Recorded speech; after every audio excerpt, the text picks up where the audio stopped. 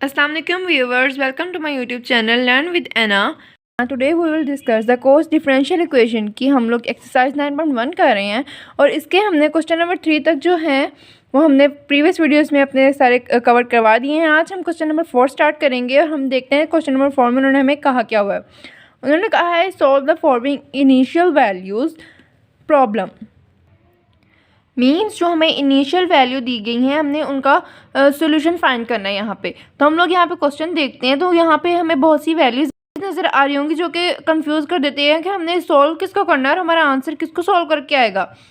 यहाँ पे जितनी भी वैल्यूज़ दी हैं वो सब हमारे काम की हैं। देखिए उन्होंने कहा क्या है, उन्होंने ये क्वेश्चन दिया और ये वैल्यूज़ दे दी हैं, ठीक है। और कहा है कि given that the differential equation has ये एज द जनरल सोल्यूशन। अब उन्होंने इसके साथ उसका जनरल सोल्यूशन भी दे दिया। मीन्स जब हमें इस वाली इक्वेशन का जनरल सोल्यूशन साथ दिया हो तो हमने उसके सोल्यूशन को सॉल्व करना होता है, ना कि हम इसको लें और इसको सॉल्व करके उसमें वैल्यूज पुट करके देखें। हमने इसका जो जनरल सोल्यूशन उन्होंने हमें दिया हुआ है हमने उसमें ही वैल्यूज पुट करके अपना आंसर निकाल लेना है।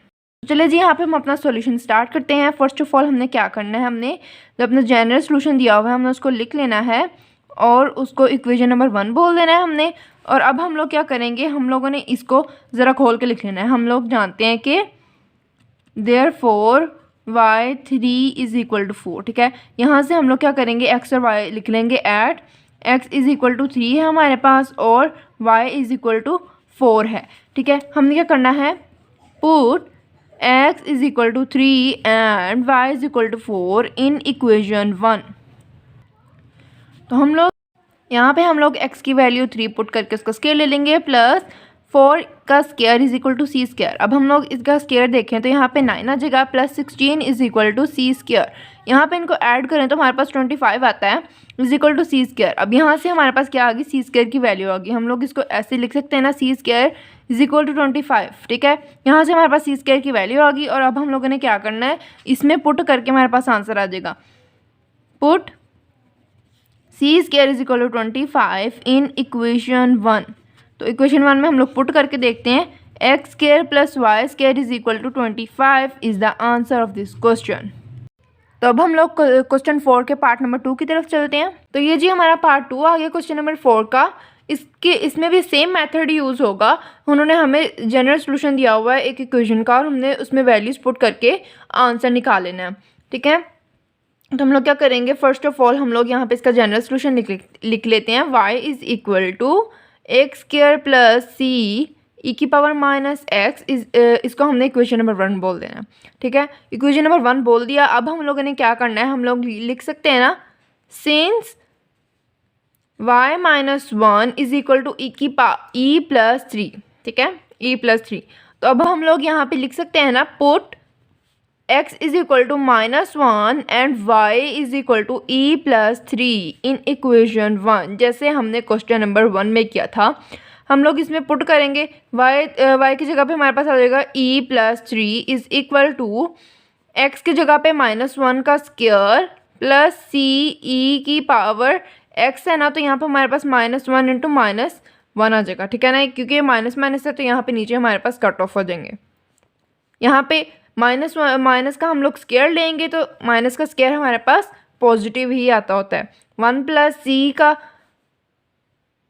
सी आ जाएगा और यहाँ पे हम लोग क्या लिखेंगे, ई की पावर हमारे पास 1 है तो 1 चाहे लिखें या ना लिखें कोई मसला नहीं होता हमारे पास। अब हम लोग क्या करेंगे, ई प्लस 3 यहाँ पे हम लोग ये वाला ई को इधर जाके डिवाइड करवा देंगे। यहाँ पे ई आ जाएगा इज इक्वल टू 1 प्लस सी, ठीक है। हम लोग यहाँ पे ई को ई के साथ और 3 के साथ अलग अलग डिवाइड करवा देंगे। E divided by e plus 3 divided by e is equal to 1 plus C. अब ये ई से कैंसिल आउट हो जाएगा और यहाँ पे हमारे पास आ जाएगा 3 divided by e is equal to 1 plus C. तो ये हमारे पास 1 यहाँ पे है, इसका 1 यहाँ पे आ जाएगा 1 प्लस ये वाली वैल्यू, ठीक है ना। अब ये वाला 1 यहाँ पे पॉजिटिव है, इधर जाके नेगेटिव हो जाएगा। 1 minus 1 plus 3 divided by e is equal to C. तो ये दोनों कट ऑफ हो जाएंगे और हमारे पास क्या आएगा, e divided by e is equal to C.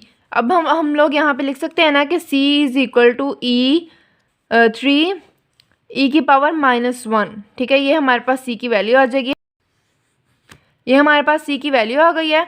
अब हम लोग यहाँ पे लिख सकते हैं ना कि put C is equal to 3 e की पावर -1 इन इक्वेशन 1। अब इक्वेशन 1 क्या आती है हमारे पास, ये, ठीक है। हमने इक्वेशन 1 में अपनी वैल्यूज़ को पुट कर देना है, तो हमारे पास क्या आएगा, मीन्स हमने जो इक्वेशन 1 में हमारे पास जो सी था उसमें वैल्यूज़ को पुट कर देना है। सी की वैल्यू हमने पुट करके हमारे पास आंसर आ जाएगा x² + 3 ई की पावर -1 ई की power -x is the answer of this question. I hope you all understand this question. Please like this video and don't forget to subscribe the channel. Thanks for watching.